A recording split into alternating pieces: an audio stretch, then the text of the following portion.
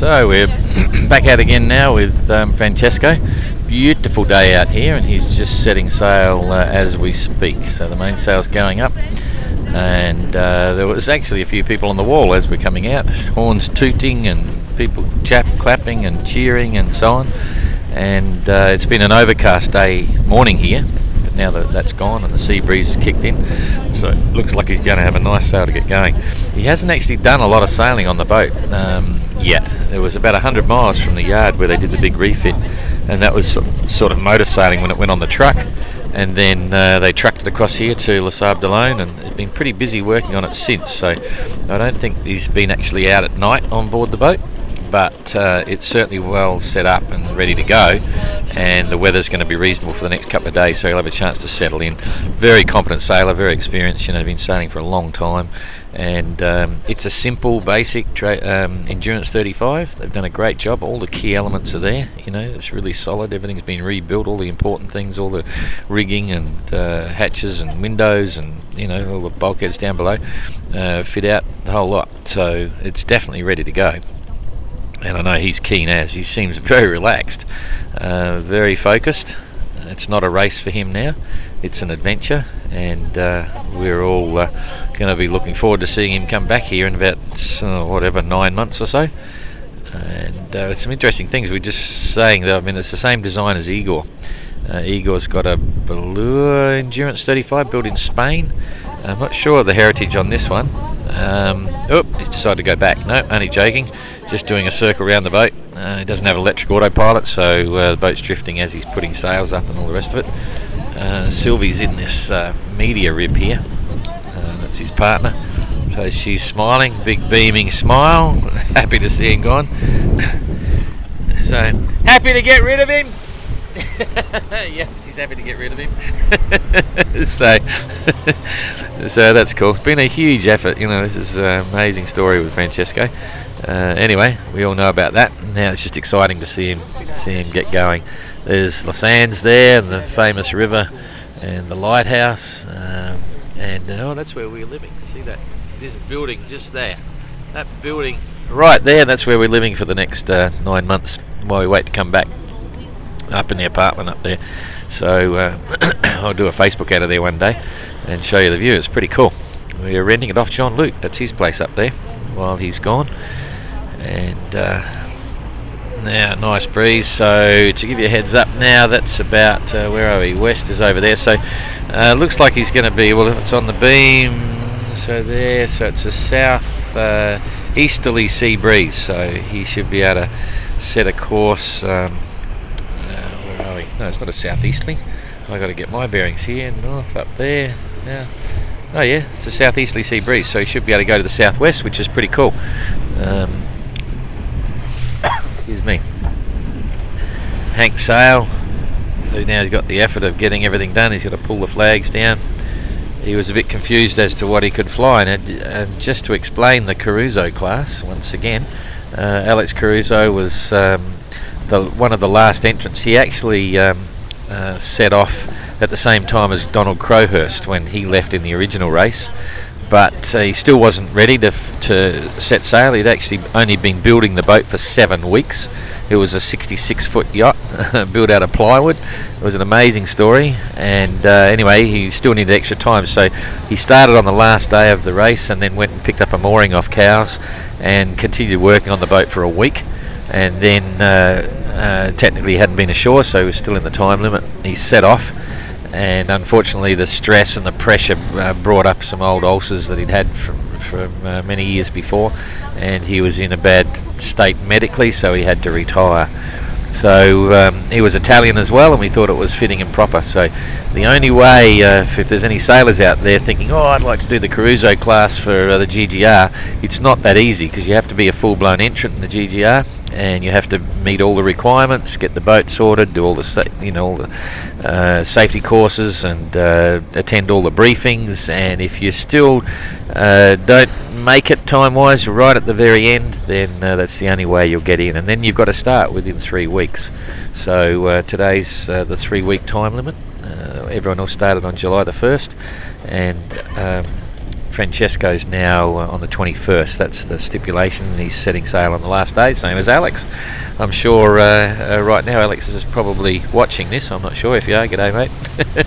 Is an interesting guy for sure. One of the original, one of the few original contenders of the first Golden Globe race still alive, and enjoying this 50th anniversary edition. So starting to get going. He's got his Yankee up there. It's got a reef point in it by the look of it. Yep, it's got a one reef there. You'll see on the luff about 2 metres up there's another patch there, reinforcing patch. That's so he can decrease the size of that sail and put a reef in it. He's got lazy jacks on the main. He's got 2 big reefs in the main.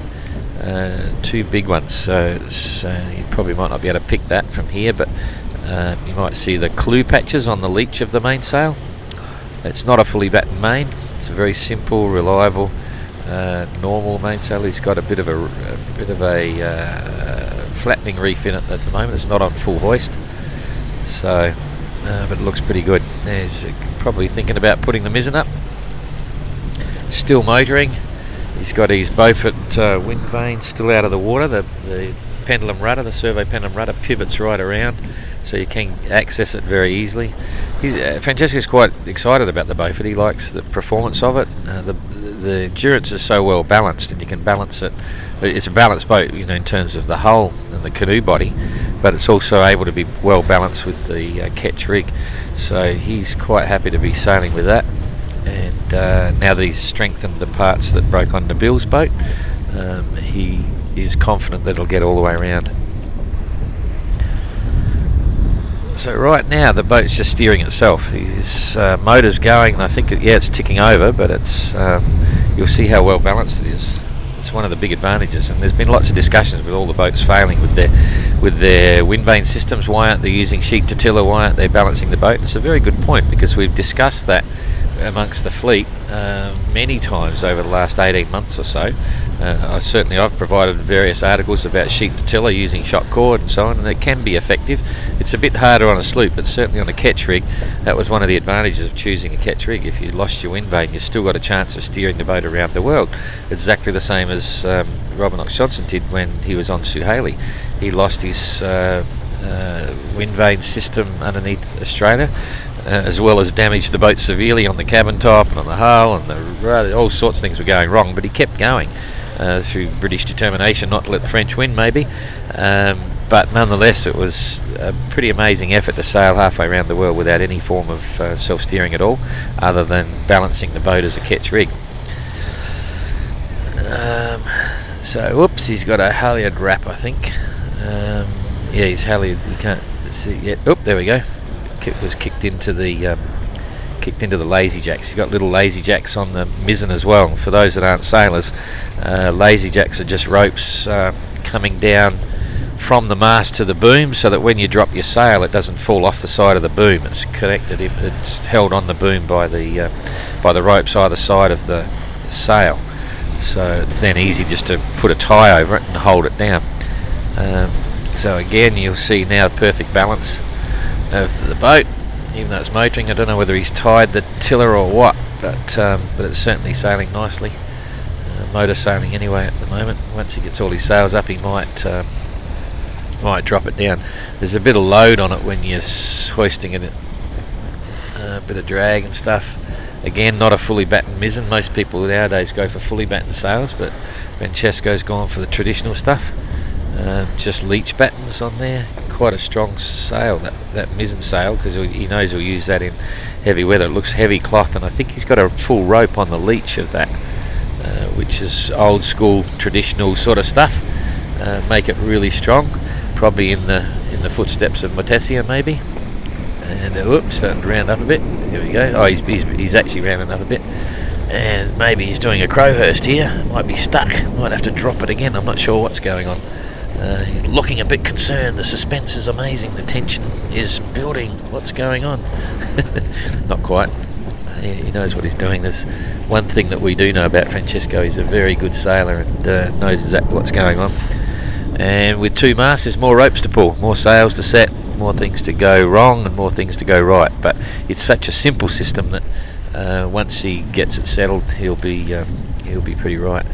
He mentioned this afternoon that he's still going to go through Marina Rubicon, even though there's no film drop per se for requirement for Francesco. He just wants to go in there. It's not a dumb idea either, because if there was some work he needed to do, it's a perfect anchorage there outside the marina. You don't have to come in.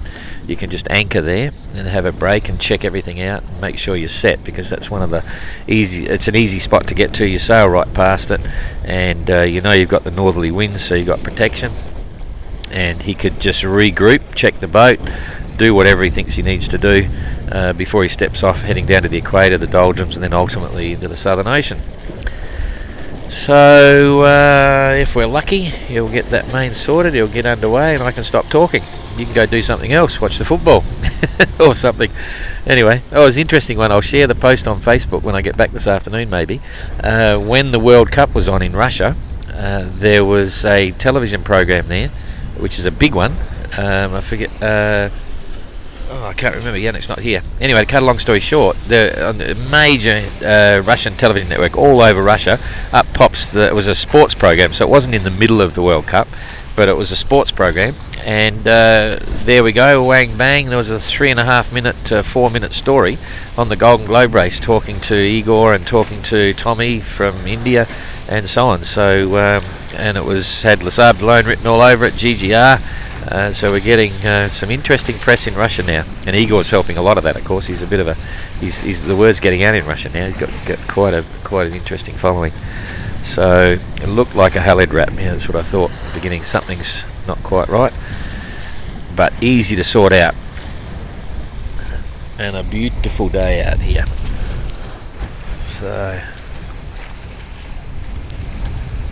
So the motor is now off, and he's sailing. That's good news. He's underway, sailing nicely, probably doing 4 knots, maybe 4 or 5 knots, just with the main and the Yankee.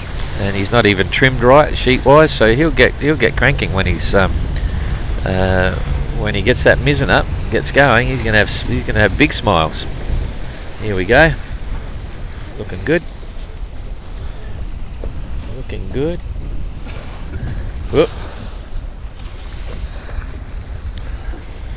The good news is, when you sail around the world, you're not doing this every 5 minutes. In the doldrums, where the fleet's headed for now, they've got all sorts of thunderstorms and calms, and they'll be reefing, pulling out, hard to find steerage because there'll be no wind. Then there'll be 30 knots of wind under the clouds, and so you're quite busy. But usually, you're on long legs, and you probably, I don't know, might average one or maybe two or three sessions of sail handling a day. And if you've got furling gear, you're just pulling lines in and out, drop a reef in or whatever. But yeah, it's not like sailing around the buoys in a normal club yacht race, and it's not like going for an afternoon sail where you've got to put all the sails up, pull them all down every time. You just keep going. Hello. Yannick is here. I just remembered that Russian program. It was RT TV in Russia, wasn't it? It was RT. Which one? Match TV. Match TV. Okay, Yannick's just behind me here from the agglomeration. A bit of support there. But it was Match TV in Russia. That's what it was. So I'll post that on the site later on. There he is. He's underway. Full sail, a reef in the main now. He's probably thinking, oh, this doesn't look good on live Facebook, so I'll better shake that reef out. Anyway, I think that's probably going to be about it for us.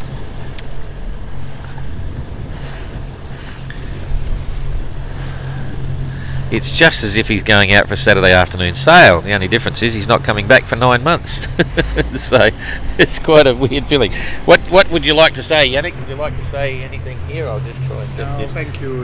Down glad here. for Francesco. Glad for Very Francesco. glad for him. Yeah. Yeah. He found a huge support in Les Sables, and he was able to leave now. I'm glad for him.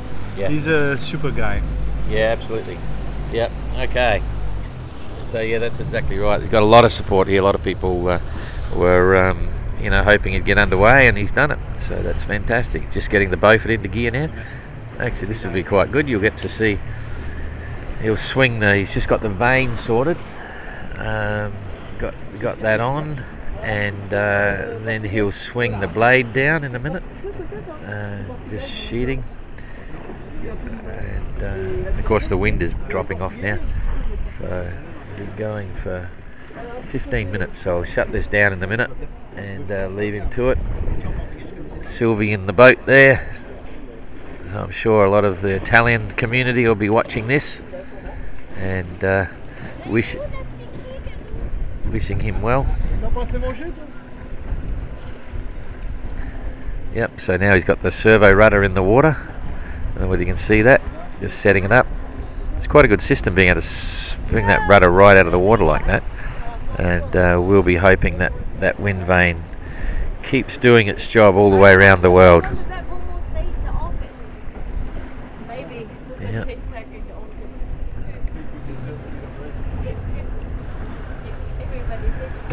Okay, so I think we'll shut this down now, Jane. Okay.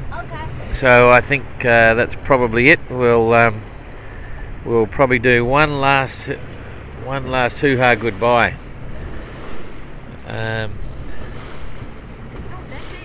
Sorry. See you later, Francesco. Say goodbye. Okay, so there's your last wave from Francesco. You'll we might be able to do a live in Marina Rubicon. We'll just have to play it by ear, but great to see him going, and we'll now shut this down. So thanks a lot, and we'll catch you again later on. We might do the minis tomorrow, just to be completely different. We'll just see how we go.